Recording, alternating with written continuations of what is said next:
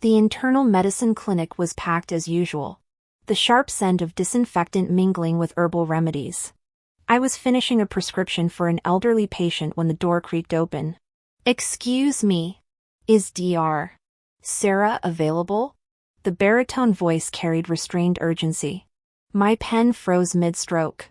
The man silhouetted against the doorway looked like he'd stepped off a magazine cover, rolled up sleeves revealing corded forearms. Obsidian eyes locked on me with unsettling intensity. The waiting room's chronic coughs and whispers momentarily stilled. "That's me." I gestured to the exam chair. My silver locket necklace suddenly warm against my collarbone. Grandma's final gift. Its edges worn smooth from years of wear. His gaze dropped to the pendant. A phone buzzed in his pocket. "Send the location." He barked into the device. "All military precision. Have the fleet at City General's outpatient building in 5." Before I could process fleet, the building shuddered with the growl of high-performance engines. Patients crowded the windows, gasping at the spectacle below, a convoy of Rolls-Royces and Bentleys gleaming like obsidian beetles, flanked by stone-faced men in tailored suits. "Apologies, Dr. Sarah." He was already striding out, charcoal dress shoes clicking rapid-fire against linoleum. "We'll continue this conversation soon." I gripped my stethoscope, its cold metal anchoring me as sunlight glared off the luxury cars. My thumb found the familiar grooves of the locket. What had Grandma really given me? Across the room, smartphone cameras flashed, capturing the scene that felt equal parts fairy tale and hostage situation. Was that hunk in such a hurry one of his people? "Sarah, do you know that guy from earlier? He looked extraordinary." I forced a laugh, quickly turning back to my desk. "Don't talk nonsense. Probably some patient's relative. Let's focus, next patient." But my prescription pad suddenly felt heavy. That man's intense gaze kept replaying in my mind, the way he studied my necklace. The decisive phone call. Those luxury cars downstairs that paralyzed the entire parking lot. An uneasy premonition crept over me. This ordinary internal medicine doctor wearing an old silver pendant might see her quiet life unravel. And it all seemed connected to this unremarkable lock around my neck. During lunch break, I massaged my throbbing temples after removing my stethoscope. Yet the clinic's buzzing gossip followed me like persistent bees. Nurse Wang intercepted me in the corridor, eyes sparkling. "Sarah, are those cars downstairs really for you? Who was that Adonis?" "Don't be ridiculous. I don't know him." My nervous chuckle betrayed my racing pulse. "Just coincidence." "Coincidence?" She jerked her chin toward the window. "Since when do 15 luxury cars queue up by accident?" "Security said they're all from the Morgan family fleet, licensed for downtown access. Normal people can't get those permits." "The Morgan family?" My breath hitched. Their commercial empire dominated real estate and tech sectors, though their reclusive patriarch rarely appeared publicly. Could Ethan be connected? My phone vibrated with an unknown number's text. "The necklace suits you. 5 p.m. at outpatient entrance. There are things you should know. Ethan." I nearly dropped my phone. So he planned this. But why? What's his interest in my necklace? Through afternoon consultations, I kept misplacing my otoscope. An elderly patient leaned in conspiratorially. "Dr. Sarah." I recognized that hunk. "He's on Forbes' cover this month." Ethan something, the Morgan heir. My clipboard slipped. Not just handsome, a billionaire scion? Why would he fixate on my cheap pendant? At shift end, I froze outside the hospital. The luxury motorcade now formed precise parallel lines. Ethan leaned against the lead Rolls-Royce in tailored gray suit. Morning's approachability replaced by aristocratic aloofness. Gawking colleagues and patients swarmed like paparazzi. Before I could escape, he closed the distance. "Dr. Sarah." Bodyguards discreetly shielded us from onlookers. "Might we talk? We've nothing to discuss." I gripped my bag strap, fingers brushing my necklace. "Who are you?" Why me? His earnest gaze pinned me. Ethan. About the necklace, about us. I don't know you. I turned but froze at his gentle wrist hold. Warm fingers applied feather-light yet inescapable pressure. Sarah. His voice softened. This concerns your mother's pendant. He suddenly called out my name, his voice trembling imperceptibly. Don't you remember me? The Ethan who lived next door to your grandma and always stole your candy? Ethan? The nickname acted like a key, instantly unlocking my buried memories. Childhood fragments emerged the crumbling alleyway. Vine-covered courtyard walls. A little boy who shadowed me everywhere. The boy who secretly picked grapes for me in summer and pressed hand warmers into my palms during winter. My head snapped up. The memory of that scrawny child overlapping with this broad-shouldered man before me. You're the boy who always wore that blue jacket? Starlight ignited in his eyes as he nodded vigorously. It's me. I've been searching for you for years. Sarah. A patrol car cruised past, slowing near our gathering of luxury vehicles. Bystanders' whispers crescendoed, smartphones emerging like fireflies in the dusk. Heat flooded my cheeks. There are too many people here. Let's talk in the car. Amusement flickered across his face as he opened the passenger door. The supple leather seats embraced me uncomfortably. Cold cedar notes from the car diffuser mingled with his identical cologne. How did you recognize me? I blurted as the engine purred to life. After all these years. Your necklace. His gaze lingered at my collarbone. I watched your grandmother fasten that protective locket. You said you'd wear it forever. My breath caught. Even my parents didn't know that story. But why resurface now? Where had he been? As the hospital retreated through tinted windows, I studied Ethan's profile, the Sutton Morgan family heir. My childhood protector. The keeper of silver chain secrets. The locket felt heavier against my skin. Some primal instinct warned that from the moment he recognized that pendant, my ordinary existence had shattered. True to form, Ethan began infiltrating my life with military precision. That Wednesday during blood pressure rounds, my exam room door creaked open. There he lounged in plain white tee and jeans, chart in hand, radiating health. Dr. Williams. Follow-up appointment. Chest tightness persists. A grandmotherly patient chuckled. Young man looks fitter than Olympic athletes. Stress-induced dyspnea. He deadpanned, sliding into the chair. His gaze kept drifting to my necklace before snapping away. My stethoscope trembled against his warm chest. His Adam's apple bobbed as I auscultated.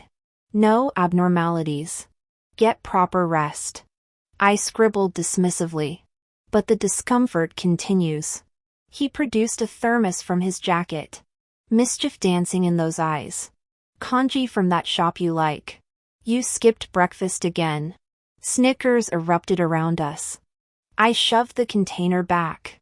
Cheeks burning. Hospital policy forbids gifts from patients. He left the thermos steaming on my desk anyway. Will this do? It'll get cold if left too long. Ethan winked at me before grabbing his medical chart and striding away, leaving me flustered under the weight of curious glances. The following days grew more intense. During my midnight shifts, he'd coincidentally pass the nurse's station bearing steaming coffee. At the cafeteria, he'd happen to join me, magically knowing to transfer beef slices to my bowl while avoiding cilantro. Even in pharmacy corridors, we'd accidentally collide as he claimed to retrieve vitamin prescriptions. The entire internal medicine department buzzed about the suspiciously handsome patient pursuing Dr. Williams. Our director teased. Sarah. Your boyfriend's dedication is impressive. His daily checkups could rival our most hypochondriac regulars. Cornering him in the hospital parking lot after sunset. I cut through pleasantries. Ethan. What's your game? You're perfectly healthy. Stop this charade. People are talking. The playful glint vanished as he closed the distance, his broad frame casting shadows. I needed to see you. We're strangers. I retreated, grip tightening on my bag strap. Even if you're that boy from Grandma's neighborhood. 12 years. His interruption carried unexpected gravity. I've searched 12 years. Sarah. When I saw that necklace. His gaze dropped to my silver locket. Softening. Our promise, you've forgotten? Memories surfaced like fractured glass, sticky summer afternoons. Stolen persimmons from backyard trees. Tearful goodbyes when his family vanished overnight. Grandma's vague warnings about trouble back east. My fingers brushed the tarnished pendant. Childhood fantasies. Ethan. We were kids. Not to me. Moonlight caught the determination in his eyes. That night they dragged me away. I swore to find you again. This locket. His thumb grazed the engraved surface, sending shivers through me. It's why I rebuilt everything, the Morgan family holdings. The mergers, all roads led back here. The revelation hung between us. Heavier than the humid twilight. 12 years explained his sudden intensity. The corporate empire bearing his name. But deeper mysteries remained, his family's abrupt departure. The hunger behind his polished demeanor. As streetlights flickered on, my childhood trinket suddenly felt like Pandora's box. Its secrets whispering through decades. The once friendly glances from my colleagues had gradually turned sour. Particularly from Dr. Lee, who shared similar seniority with me yet constantly needled me with veiled barbs.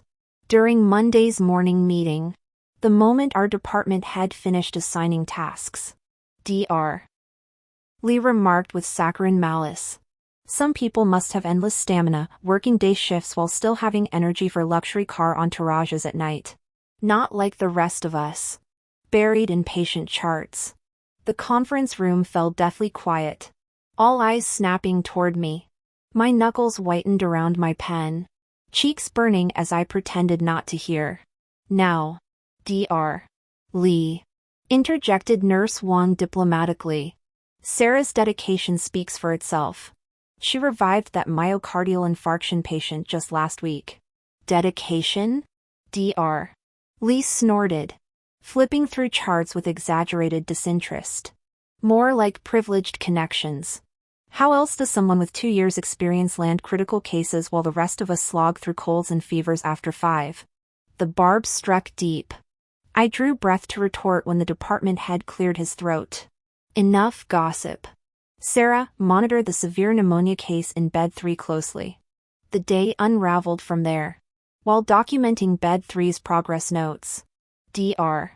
Lee accidentally knocked my fountain pen to the floor. Oops, my hand slipped. She simpered as navy ink bloomed across my lab coat, striding away without apology. By afternoon, I discovered Bed 3's medication orders have to dangerous levels. Confronting Dr. Lee. I trembled. The system logs prove you altered this. And? She crossed her arms, smirking. With Ethan shielding you. What's there to fear? The ward's muffled activity grew conspicuously quiet. Before I could respond, sudden commotion erupted in the hallway. Ethan swept in flanked by the hospital director and department chairs. His black trench coat billowing with contained fury. His gaze immediately locked onto my ink-stained coat and tear-bright eyes. Explain. His glacial command sliced through the tension. Dr. Lee paled. Mr. Morgan. We were merely discussing work by tampering with life-saving treatments. Ethan's attention remained fixed on the compromised medication orders glowing on my screen. Director, is this your hospital's standard? This must be a misunderstanding. The director mopped his brow. No misunderstanding. My voice steadied as I met Ethan's stormy gaze. Dr. Lee sabotaged critical care and harassed staff. Ethan turned his blade-sharp focus on Dr. Lee. You have 30 seconds to justify endangering her patient. Dr. Lee's legs went weak with fear, his words stumbling incoherently. The nurse beside him whispered, "The system shows Dr. Lee's login records." Confronted with irrefutable evidence, All color drained from Dr. Lee's face. The hospital director exploded. Immediate suspension pending investigation. Do you realize the consequences if patient care was compromised? After handling the crisis, Ethan turned to Sarah, his stern demeanor softening. His fingers twitched toward the tear tracks on her face before retreating awkwardly. It's over now. You're safe. Colleagues gaped as their skeptical glances transformed into wary respect. The director fawned. Dr. Morgan. We deeply regret this incident and will ensure proper disciplinary measures. Sarah shook her head, throat tight with conflicting emotions. The crushing isolation she'd felt moments ago had dissolved beneath Ethan's protective presence. His wool coat settled on her shoulders, its faint cedar scent mingling with autumn twilight as they exited the hospital. Sarah, he said, pausing beneath the gnarled locust tree by her apartment. Streetlight filtered through yellowing leaves, dappling his profile. The silver locket at her throat caught the light when she turned. How did you know to come today? His thumb brushed the locket's engraved surface. I'll always come when you need me. The childhood vow echoed in his deepened voice. Sarah's cramped third-floor walk-up seemed smaller with Ethan's broad shoulders navigating the narrow staircase. He studied her modest living space, medical textbooks lining sagging shelves. Framed photo of Grandma and her at 16. This was her? He gestured to the picture while accepting the water glass she offered. She nodded, tracing her locket's familiar contours. She said it would help me find what I'd lost. Ethan's sudden laughter held bittersweet warmth. Reaching into his coat, he produced a velvet box containing an identical miniature locket. My mother's, he explained. I kept this when we fled to Boston after the bankruptcy. Gave you the larger one so you'd remember our promise. Childhood memories crystallized sticky summer afternoons. Ethan's tearful departure. The cloth-wrapped treasure he'd pressed into her palm. His fingers now closed over hers. Both lockets clicking together. You kept yours. She breathed. Always. His forehead touched hers. Decades dissolving in the shared warmth. I'm done running, Sarah. This time, I stay. Outside, wind stirred the locust branches, scattering golden leaves like long-lost answers finally finding their way home. At that time, I didn't fully understand, only knowing I had to wait for his return. I've searched for 12 years. His voice carried barely perceptible tremors. During those initial years abroad with the family chaos, I couldn't contact you. When I took over the family business, my first priority was sending people to find you. But the old alley had been demolished, you and Grandma had relocated without leaving traces. He paused, eyes brimming with relief. I returned every year, combing through every Sarah's profile until last week when I saw your hospital photo and the necklace. Sarah. My hands were shaking. Those seemingly coincidental encounters turned out to be his deliberate searches. My fingers brushed the silver locket, its cool metal now radiating warmth. All these years I'd believed myself content. Yet his presence quietly filled some missing piece within me. Why didn't you tell me earlier? I whispered, eyes stinging. When you saw the necklace during consultation, feared you'd doubt me. He admitted ruefully. 12 years is too long. I worried you'd forgotten, moved on. His gaze held cautious vulnerability. Sarah, were you still waiting? The question fluttered against my heart like feathers. I remembered years of politely declining suitors. That inexplicable emptiness lingering until he reappeared with this locket. Grandma's words surfaced, those who wear silver lockets meet their destined ones. Meeting Ethan's eyes. My lips curved upward. She wasn't lying.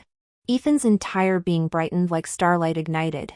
Suddenly kneeling before me, he cradled my hands, his palms feverish. Let me reclaim those 12 years. Sarah. Outside, the old locust tree rustled beneath amber streetlights. Studying his flushed eyes and feeling childhood memories surge, the teary boy gifting me this locket, I nodded firmly. The silver pendant swayed, Celebrating more than protection, a soul-deep promise finally fulfilled after 12 winters. We talked through the night, childhood mischief, his overseas struggles, my medical training, the years between dissolving like morning mist. When walking him downstairs, he suddenly embraced me, chin resting on my hair. "I'm here now, Sarah." Leaning into his cedarwood scent, I found profound peace. Since that night, Ethan's courtship became both bold and tender. Every 7:30 a.m., my clinic desk held steaming breakfast, red bean buns with soy milk or vegetable congee, always accompanied by bold script, "Eat warm meals. Don't neglect your stomach." Colleagues transitioned from surprise to routine teasing. Dr. Williams, Mr. Morgan's breakfast special arrived. I'd blush while hiding the containers. Sweetness blooming internally. On Wednesday's chaotic shift, an aggressive relative accused me of misdiagnosing common cold. As tensions escalated, Ethan materialized flanked by 2 suited associates. "Sir." His calm voice carried steel. "Security footage exists. Further disturbances will incur legal consequences." He pulled out his phone and opened the voice recorder. "I recorded your threats to the doctor." The family member immediately backed down, muttering excuses before slinking away. I stood frozen in place, stethoscope still in hand. Ethan walked over and gently straightened my lab coat collar where it had been tugged. "Ask you. You okay? Didn't mean to startle you. What are you doing here?" My pulse raced at the memory of him shielding me moments earlier. That protective stance making him look impossibly handsome. Passing by, heard the commotion. His casual tone contradicted the lingering concern in his eyes. "Next time this happens." He pressed a palm-sized panic button into my hand. "Press this. I'll be here in 5 minutes." The cold metal warmed in my grip. This heir to the Morgan family fortune didn't treat me like some delicate vine needing support, but as someone worth safeguarding. When heading to afternoon rounds in the inpatient department, I spotted his car idling by the curb. The window rolled down to reveal his smile. "Heading the same way. Need a ride?" Soothing jazz filled the Mercedes as he handed me a bottle of room temperature water. "Had my team look into that guy. Small-time contractor whose business is collapsing. Made sure he won't bother you again. You didn't have to. Protecting you isn't an obligation." His interruption carried quiet intensity. "Sarah, I'm not just making up for 12 lost years. I want every tomorrow to find you safe." As we passed downtown skyscrapers, he gestured toward the tallest spire. "Morgan family headquarters. My office is on the top floor. Maybe give you the tour someday?" The glass giant piercing the clouds reminded me of the chasm between us. Him the corporate prince, me an ordinary internist. My fingers instinctively brushed the silver locket at my throat. Ethan captured my restless hand. "I may be Ethan Morgan to the world, but I'll always be the boy who gave you that locket." Titles change nothing about how I feel. At the hospital entrance, he produced a thermos from the back seat. "Double-boiled chicken soup at the nurse's station. Don't skip meals." The warmth where our fingers brushed steadied my nerves. His wealth might dazzle, but his care manifested in tangible kindness. Remembering my cilantro allergy, delivering coffee during night shifts, appearing whenever I needed defense. Those mattered more than stock portfolios. Post-consultation, the charge nurse handed me an insulated container. "Mr. Morgan's orders. Says you're overworking." Rich herbal chicken soup steamed with corn and yam. My comfort ingredients. Sunset painted the sky as I sipped, realizing it didn't matter whether he owned skyscrapers or a studio apartment. The man behind the fortune was enough. True to form, Ethan waited at curbside after my shift. A velvet box appeared in my lap. Inside gleamed a delicate silver chain with a Y pendant. "Initial version," he murmured, fastening it behind my neck. The brush of his fingers made me shiver. "To match your locket." The pendant settled against my collarbone. Twin silver keepsakes whispering promises. The necklace lay cool against my skin. Yet its presence brought unexpected comfort. Leaning back in the passenger seat, I watched Ethan's focused profile as he navigated the road, an involuntary smile tugging at my lips. The heir to the Morgan family's conglomerate had mastered the art of tender persistence. His gentle courtship impossible to resist. Friday afternoon found me seated in the front row of the packed auditorium for the hospital's annual awards ceremony. My white coat neatly pressed as this year's outstanding young physician honoree. When the host called Dr. Sarah Williams, I ascended the podium on trembling legs. Accepting the crystal trophy from our chief administrator. Applause rippled through the crowd as my gaze instinctively swept the audience. Catching on a familiar silhouette in the back corner, Ethan stood immaculate in his tailored black suit.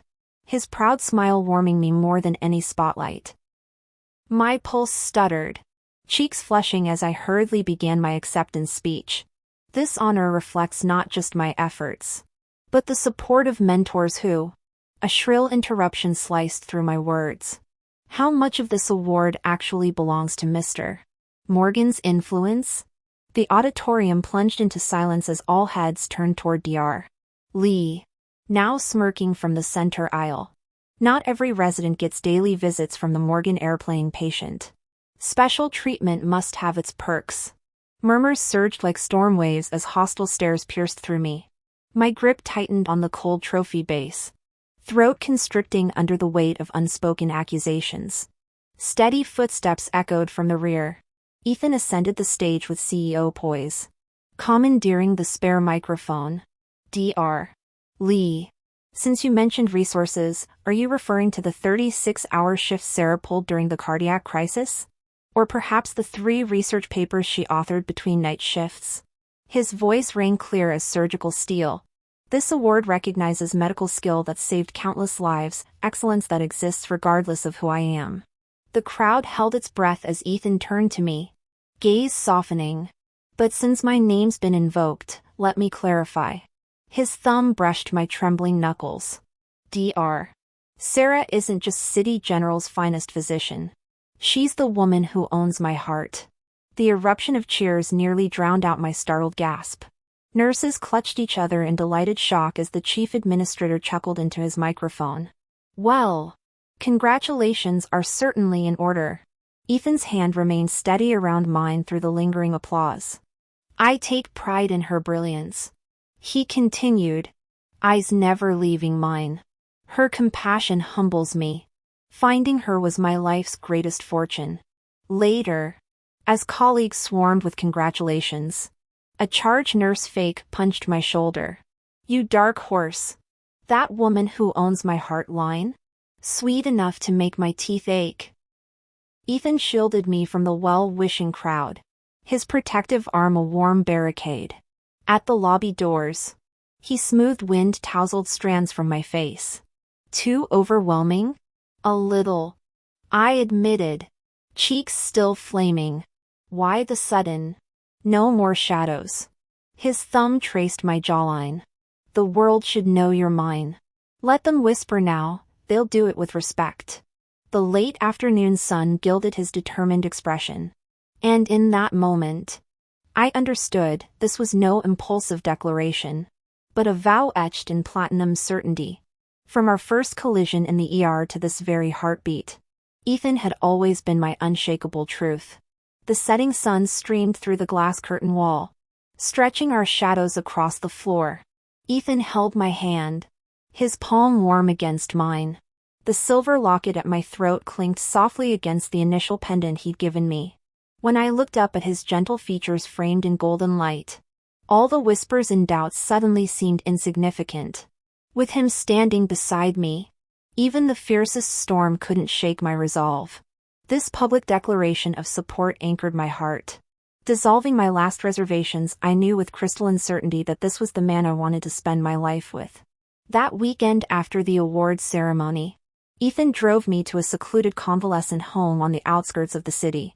Our car wound through tree-lined lanes before stopping before an ivy-covered cottage. There's someone I want you to meet, he said softly, helping me out of the vehicle. In the sunlit second-floor room, an elderly woman sat by floor-to-ceiling windows, her silver hair catching the afternoon light. Though time had etched deep lines across her face, traces of former beauty lingered in her delicate bone structure. At our entrance, she turned slowly, her clouded eyes brightening when they landed on Ethan. "There's my boy, Grandma. This is Sarah." Ethan knelt by her wheelchair, his voice tender. "The girl with the silver locket I told you about." The woman's gaze snapped to my necklace. Her trembling hand reached out, papery skin brushing the engraved pendant. Tears spilled down her weathered cheeks as her fingers traced the familiar pattern. "It's her, just like the child from all those years ago." "You knew my grandmother?" My breath caught. "Knew her?" She dabbed her eyes with a lace handkerchief. "We were sisters of the heart. When our family faced ruin, your grandmother slipped me her life savings. Made me promise that Ethan would find you through this locket, that you'd watch over each other." My mind reeled. Suddenly my grandmother's dying words about the locket guiding me to important people made devastating sense. She'd been arranging my future even as hers faded. After tucking his grandmother in with practiced care, Ethan led me to the balcony where jasmine-scented breezes swirled around us. His gaze fixed on the bleeding horizon as he spoke. "When my father's company was framed by rivals, the financial collapse nearly destroyed us. Grandfather had a stroke from the stress. Then the death threats started." His voice thickened with memory. "Mother smuggled us overseas in the dead of night. I wanted to say goodbye, but..." His thumb brushed my knuckles. "That first year abroad, I tried writing every day. But the old address didn't work anymore. Then Mom got sick between nursing her, studying, and untangling legal nightmares." A muscle jumped in his jaw. "I worked 3 jobs. Lived in a basement. Survived on instant noodles for months. Whenever I wanted to quit, I'd clutch this locket." He touched the matching silver piece at his throat. "It reminded me why I needed to become someone worthy of finding you." My throat tightened imagining the bright-eyed boy from my memories shouldering such burdens alone. These 12 years hadn't been the charmed existence I'd imagined. After Mom passed 3 years ago, I came back immediately. His haunted gaze met mine. "Checked every orphanage. Scoured records. 4 months. I feared you'd vanished forever. Then how did you track me to the hospital? I remember you said when we were kids that you wanted to be a doctor to save your grandmother." Ethan smiled, faint crinkles forming at the corners of his eyes. "I kept wondering if you actually became one. For the past 2 years, I've been checking every hospital directory in the city until I saw your photo last month." His gaze dropped to the silver locket around my neck, voice softening to honeyed warmth. "Sarah, I'm sorry you waited so long. I'm sorry I never got to say goodbye.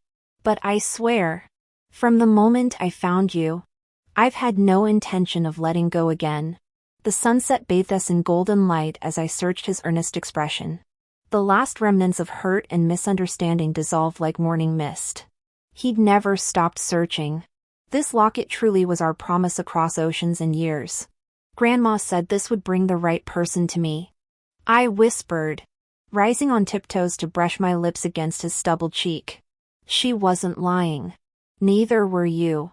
Ethan's arms tightened around me as evening breeze tangled our hair, the silver locket and initial pendant around my neck chiming softly like wind chimes of celebration. When we left the care facility, twilight had settled. His car hummed with mellow jazz, calloused thumb absently tracing circles on my palm as I leaned against his shoulder breathing in familiar cedarwood scent. 12 years of silence and heartache filled with unspoken tenderness in this moment. True love isn't the absence of storms, but finding your way back through them. The locket burned warm against my skin. Our story was just beginning. Moving day sunlight streamed through floor-to-ceiling windows of our downtown high-rise. Ethan insisted I handle all interior design, his only request being make the kitchen big. "I'm learning to cook for you." Our living room became a nest of plush sofas and memory-laden walls, framed photos of us with Grandma at the facility. Award ceremony snapshots of him reaching for my hand. How about built-in shelves here? I gestured to the corner. For your documents and my medical journals. Your kingdom, your highness. His chin rested atop my head as arms circled my waist. Anywhere's home with you. His culinary attempts became weekend comedy shows. There he stood, Wall Street titan in ridiculous bearprint apron, scowling at recipe apps while smoke detectors wailed. Charred eggs. Nearly flammable soups. Let me help. I laughed, swiping the spatula only to have him snatch it back with CEO-level determination. I owe you 12 years. He growled, flour dusting his nose. Step 1, edible dinners. Secret cooking lessons produced miraculous progress. By week's end, he presented perfect sweet and sour ribs glistening with my preferred tanginess. Well, those intense eyes softened with boyish hope as I bit into tender meat. My throat tightened. This man who commanded boardrooms now memorized my taste buds like sacred texts. During night shifts, he'd materialize at the nurse's station with thermoses of steaming congee. Midnight glow from his laptop highlighted that concentrated profile as he worked nearby. Sometimes I'd catch him watching me with that quiet, unwavering gaze, the same boy who'd promised to find me. Now the man who'd moved heaven and earth to keep that vow. Drink it while it's hot. It's good for your stomach. Ethan helped me unscrew the thermos lid, concern evident in his eyes. I'll pick you up after night shift. You need proper rest. During one particularly hectic night shift, an emergency patient kept me working until 4 a.m. When I finally stepped out of the examination room, I found him slumped against the wall asleep, his brows slightly furrowed even in slumber. As I draped my coat over him, he startled awake and immediately grasped my hand. Finished? Are you tired? Colleagues often teased. Dr. Sarah. Ethan spoils you rotten. The rest of us survive night shifts with stale sandwiches while you get gourmet meals. I'd blush without responding, though sweetness flooded my heart. This unattainable heir to the Morgan family empire had transformed me into his cherished princess. Our silent understandings deepened daily. I never disturbed his meetings with messages. He maintained perfect quiet during my consultations. Waiting patiently in the lounge, he memorized my menstrual cycle, stockpiling ginger tea and heating pads each month. I monitored his alcohol intake during business dinners, sending discreet reminders. Weekends found us curled on the couch, him watching financial documentaries, me sighing over romantic dramas.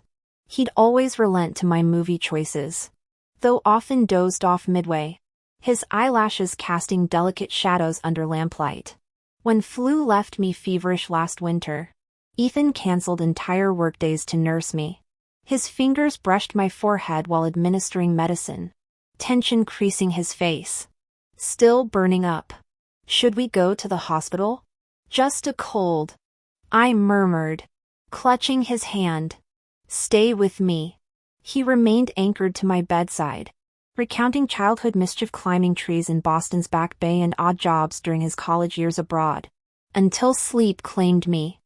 I awoke to sunlight filtering through curtains, illuminating his form, still holding my hand as he dozed bedside, fingering the silver locket at my throat. I marveled at the warmth radiating from our joined palms. This was the happiness I'd always craved. At autumn's medical symposium, spotlights followed me onto the convention center stage. My gaze instinctively found Ethan in the front row, immaculate in charcoal suit, holding the thermos I'd forgotten that morning. His encouraging smile steadied me as I presented our team's breakthrough pneumonia treatment, achieving 37% higher recovery rates through personalized protocols. I concluded to thunderous applause. The moderator grinned. Dr. Sarah's revolutionary research. Though I suspect Ethan's support played no small role. Laughter rippled through the auditorium. Backstage, Ethan immediately pressed the thermos into my hands. Nervous? You looked radiant up there. I sipped warm water, savoring his quiet pride. Our success stemmed from his steadfast support, securing expert consultations, keeping vigil during late-night lab sessions, granting access to Morgan Medical's research facilities. "I'll accompany you to next month's international conference," he said, smoothing my hair. "We'll visit my alma mater afterward." "Sounds perfect." I smiled, suddenly remembering. "What about recreating those childhood memories you promised?" His eyes sparkled with anticipation. "Everything's ready. We'll go as soon as your seminar ends."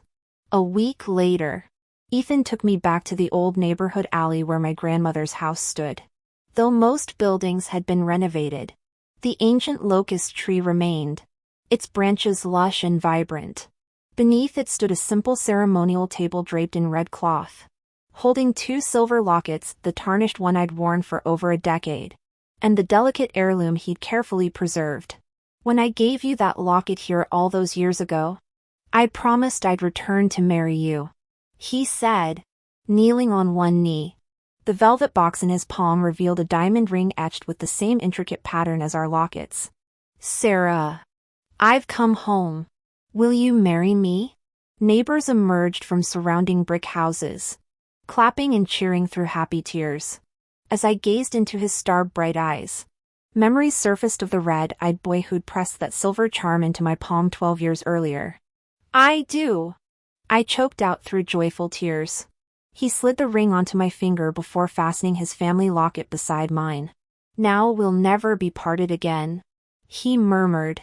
Sunlight filtered through locust leaves, glinting off our intertwined hands and the twin lockets resting against my collarbone. Our spring wedding unfolded on a suburban lawn blanketed with wildflowers. My ivory gown shimmered as sunlight danced between the diamond and antique silver at my throat. Ethan looked devastatingly handsome in his tailored tuxedo. During our vows, his lips brushed my ear. "Thank you for wearing the locket and waiting all these years, Sarah. And thank you for finding me," I whispered back, breathing in his familiar cedarwood scent as we embraced. Married life brought its own rhythm. He mastered all my favorite recipes and became a familiar figure waiting outside the hospital after night shifts. I left porch lights burning during his late meetings, always ready with ginger tea for his occasional business dinners. We nurtured window-box geraniums, spent rainy Sundays reading in our clawfoot tub, and visited our old alley neighbors bearing homemade mooncakes. While organizing keepsakes one afternoon, I discovered grandmother's journal. The final entry read, "Silverbine's fate 12 years matter not. My Sarah will find her Ethan." When I showed Ethan, he cradled me close, his stubble catching in my hair. "She was right," he said softly. "Destiny never misses appointments, though sometimes it runs fashionably late." Fingering my twin lockets, feeling the diamond's steady weight, I suddenly understood true happiness lives not in grand gestures but in daily devotion, steaming breakfasts after night shifts, porch lights cutting through midnight darkness, knowing someone will cross oceans and years to keep their promise. The lockets chimed softly, whispering of childhood vows fulfilled. With decades ahead, we'd honor their legacy, transforming ordinary days into something extraordinary, nurturing this love that began with 2 silver charms and a boy's tearful promise beneath an old locust tree. Thank you all for the company. Your support fuels my passion for sharing these sweet romance stories. See you next time.